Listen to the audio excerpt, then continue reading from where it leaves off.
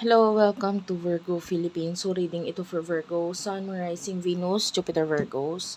Take only what resonates. Hindi ito magre-resonate sa lahat, unfortunately. Hindi ko makukuha lahat ng energy ng Virgo sa mundo. So, kung gusto niyo pwede kayo magpa-personal reading, Jing Tarot Reader. At kung gusto niyo naman po sa akin, Virgo Philippines at gmail.com or doon sa aming Facebook page. Ayan, Madam Space P. Ito yung mga details. TikTok Shop, Unipree, if you want to avail yung aming mga products. Let's start. What do we have here for the sign of Virgo? Sun, Moon, Rising, Venus, Jupiter, Virgos. This is general love reading.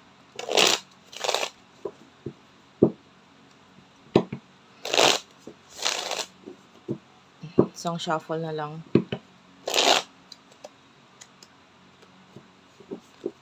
Okay, simulan na natin. Kung hindi ka nakaka-relate, huwag mong pilitin ibigay mo sa iba ang reading na ito. Pwede mo naman i-check yung ibang video. You do have your Seven of Cups, the Four of Wands, Aries, Leo, Sagittarius, Cancer, Scorpio, Pisces. You want stability. Yung iba, you're thinking about your career, yung stability mo, gaano ka ka-stable, finances mo. Yung iba, if you do have utang, mga kautangan mo, loans, etc. Or if you do have a business or your home, you're thinking about this, your stability. For now, with the Sun, you are happy, pero nakakita tayo ng mga responsibility sa'yo, responsibilidad.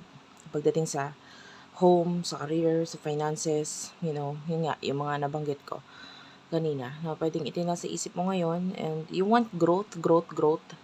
Gusto mo yan eh. Pero, may mga bagay na gustong mo dapat i-end or dapat mo munang i-end bago ma-achieve itong growth na ito sa buhay mo. Okay? So,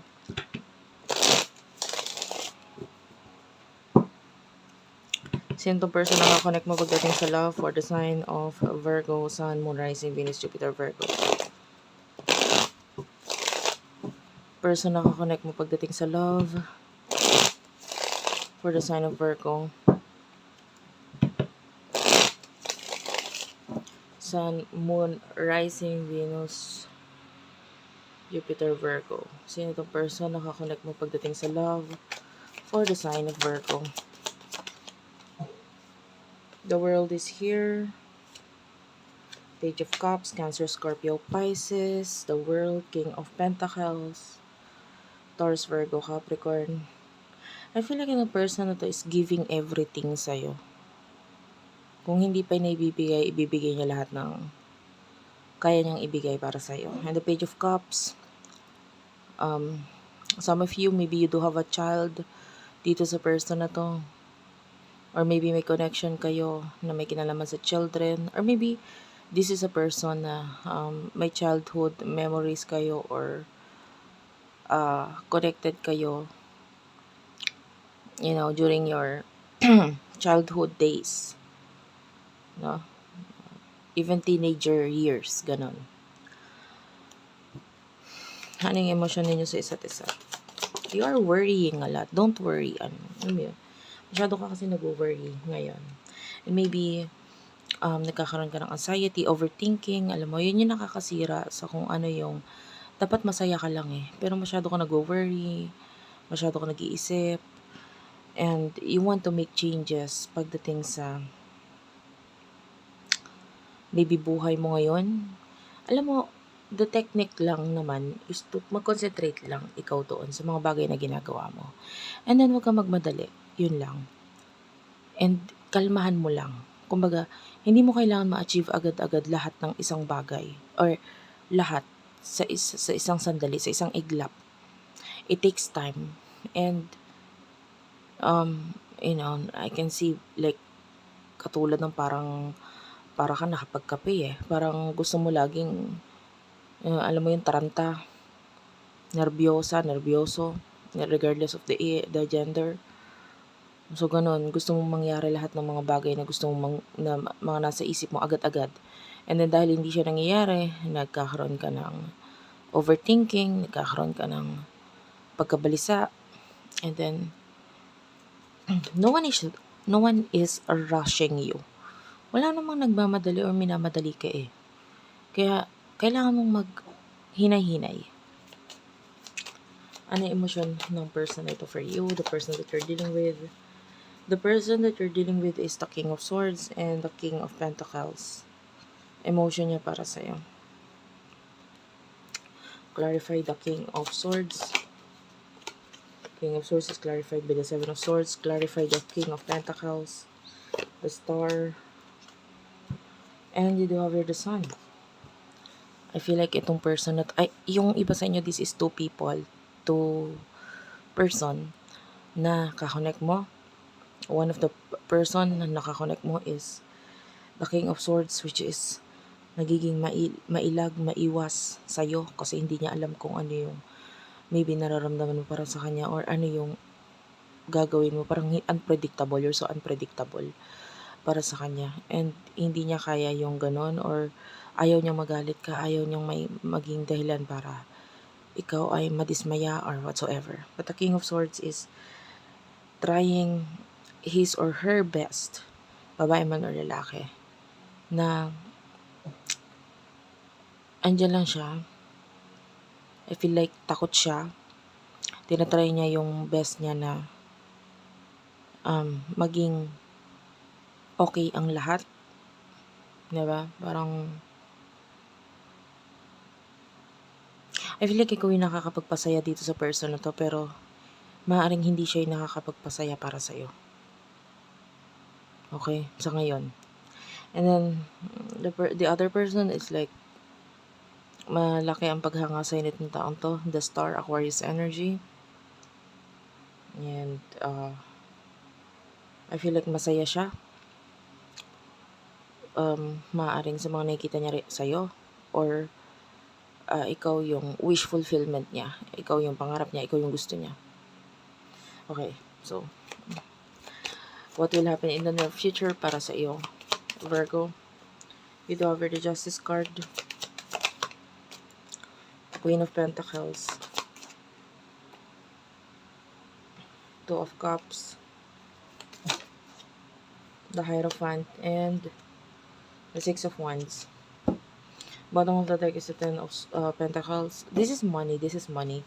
Nakakita ko ng old person. I feel like there's a person who is about to give you a lot of money. Yung iba, this could be utang or bayad sa utang. I mean, I can see some kind of, or kung hindi man utang, it could be mana, na maibibigay sa'yo. Judgment is here. This is like, there's a victory here, pero may competition eh. No? May competition bago mo makuha yung there's challenge bago mo makuha yung yung money na yun. Some of you, if this is kabayaran sa utang, pwedeng you need to fight for this, na parang kailangan mo puntahan yung tao na yun to tell this person may utang ka pa sa akin, etc. para makuha mo yun. And then you have to have this courage na maibigay or sabihin dito sa taong to na pinaghirapan ko yun, baka naman pwedeng this time mabayaran na ako, ganito ganyan. So I can see a lot of money in the near future. And most of you or a lot of you is kabayaran sa'yo, or this is something na pinaghirapan mo, maybe a late commission, ganun. In the near future, something to do with your career with the Justice card. Soon you will be the Queen of Pentacles. So nakita tayo ngayon ng like happiness sa'yo kasi financial gain ang nakikita natin. Pero of course, naging mahirap bago mo siya magkaroon ng gain na magiging happy ka kasi nakuha mo. Medyo mag-i-struggle ka talaga ng konti. With regards to love, I can see one of here. I mean both energies na nakukuha natin, kung alin man dito yung kakonect mo, or you could be dealing with two people. Nakakita tayo ng happiness dito, victory. Why? Kasi may, like, I can see Scorpio energy. nakakita tayo dito ng maayos na relasyon, na connection. You know, when your finances is maganda, some of you, there's a relationship na apektado yung relasyon ninyo sa kung ano yung takbo ng finances ninyo. And if your finances is good, walang problema, you will feel happy, you will feel contented. Ganon din naman siya sa'yo. And then, because you are happy, you are contented, you are having, this money na nakukuha dito, I can see happiness din pagdating sa emotions and, relationship if you are in a relationship. So, the Hierophant, this is like a teacher.